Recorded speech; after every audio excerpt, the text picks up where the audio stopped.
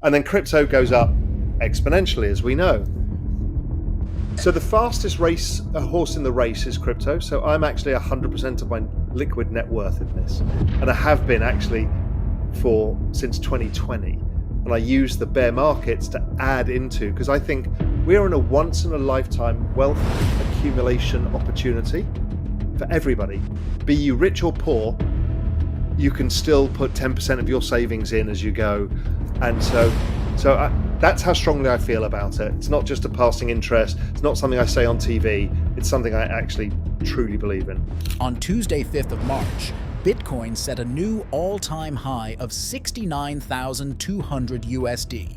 Bitcoin surging to its first record high. May have just hit a new all-time high. This morning, Bitcoin hit an all-time high. This movement was followed by a sharp drop-off, but many analysts believe it is the signal of the beginning proper of the bull market. In this video, we join macro analyst and Real Vision CEO Raoul as he discusses his outlook on cryptocurrency, both in the short and long term. He starts off by breaking down the two key factors that are fueling cryptocurrency's ascension and how important crypto will be going forward. He also touches on how crypto is the first opportunity that retail has ever had to front-run institutions. He pivots from there to talk about his 18-month predictions for Bitcoin, Solana, and Ethereum, and they're quite bullish. Let's dive in as Raoul explains why crypto and blockchains are going to play huge roles in the future. Some people choose gold. Some people choose Bitcoin. People use different ways of getting around this. They can feel it. It's all around you. You can see it with populism. You can see it with just how markets react. So there's this feeling that I need to find an answer here. A lot of that is being driven by, we know there's all this debt and I'm scared of it. Okay, that's good. The other thing is, what is the answer that the central banks chose, or the governments? It was create more money. So you've got this macro backdrop of debt and this fear. So that's driving adoption. And then people are finding new use cases, like NFTs for smart contract stuff. That's creating a technology adoption like anything, like the internet was. And it happens to be the fastest adoption of any technology the world has ever seen, except AI, which has been faster. But we're also finding that the central banks are debasing currency. They're making our money less valuable. So we're looking for things that are a store of value over time. That's not necessarily against goods inflation. It's against the thing that governments and central banks always do. They clip the corners off the coins until you've got no coin left. That's a way of taxing you without you knowing. And that's to pay the debts that the government has because of the aging population and all the debts out there. So those two things are driving the movement of cryptos. Now, it as a space is growing on average, including the bear markets, which are brutal as we all know, it's growing at 100% a year as a space. So there are 516 million wallets as of end of last year, active wallets. If it's growing at 100%, by the end of this year, it's 1 billion. Then the end of the year after, it's 2 billion. So the numbers are vast as people are adopting it. Now, the difference here between this and the internet or the mobile phone is we were users of the internet and mobile phone, but we didn't make money out of it unless you happen to own the right shares. But nobody can own the infrastructure of the internet. Different parts were. Here, you can actually own the thing by owning a token. So we're getting to participate in something that has never happened for humanity, which is a global infrastructure being built by everybody around the world at the same time, and we can own a fraction of it. So this is, at an investor level, why it now matters to everybody.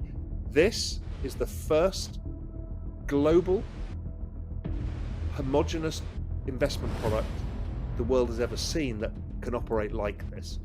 But here, anybody can get a wallet because it's on the internet, and you can send money home to your mother in the Philippines from the United States instantaneously. And by just owning one of the tokens, an Ethereum token or whatever it is, you've got a share of it. So if more people adopt it, you get richer. This is like one of the greatest schemes the world has ever seen in creating mass wealth, not for Wall Street, but for retail, who got to front run all of this, and create a new system that solves the problem of what's the investment, what the central banks and governments are doing, and solves the problem of an over-indebted society. I mean, that's how big it is. So far, Raoul has discussed why he's long-term bullish on cryptocurrency. He believes that people are coming to the understanding that the system is broken and a potentially worse debt crisis is on its way. He believes this increase in awareness, coupled with the adoption of the underlying blockchain technology, make the future prospects of crypto extremely appealing. Next, he goes on to give advice for the short-term and 18-month predictions for the prices of Bitcoin, Ethereum, and Solana. Let's head back in. So my advice is, I spend a lot of time, I haven't talked a lot about it, but I spend a lot of time looking at the macroeconomy and what's going and where it's going to drive assets. And my view is that the issues we've been talking about, printing of money, excess debt, are going to be the feature of the next 2 years. How do you pay for that? And so therefore, I am very aggressively positioned in crypto, because the only other secular trend there is, I can divide any asset like the S&P 500 or real estate or gold by the central bank balance sheet, the Fed balance sheet, i.e. how much money are the Fed printing or putting on their books. And most of them are pretty flatline. Then you look at the NASDAQ and it's going up because we're getting more digital every day, so there's endless demand. And then crypto goes up exponentially, as we know. So the fastest horse in the race is crypto. So I'm actually 100% of my liquid net worth in this. And I have been actually since 2020. And I use the bear markets to add into, because I think we are in a once in a lifetime wealth accumulation opportunity for everybody. Be you rich or poor, you can still put 10% of your savings in as you go. And that's how strongly I feel about it. It's not just a passing interest. It's not something I say on TV. It's something I actually truly believe in. Bitcoin finishes this cycle closer to 250,000. I think a lot of people are lower. I think it might be higher because of the dynamics of the ETF and other stuff. I'm pegging Ethereum between 15 and 20,000. And I'm pegging Solana between 750 and 1,000. And there are Raoul's 18-month price predictions for Bitcoin, Ether, and Solana. Raoul later explains that he expects relative outperformance of Bitcoin by Ethereum and Solana because of the relative sizes and use cases of both blockchains. But the short-term predictions shouldn't draw attention away from another key part of the interview, Raoul's long-term analysis of the blockchain space.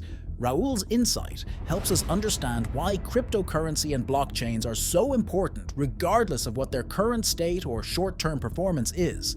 The good news is Raoul expects it'll be green in the short term as well. What do you think about Raoul's bullish predictions? To see the latest in crypto news, watch this video here.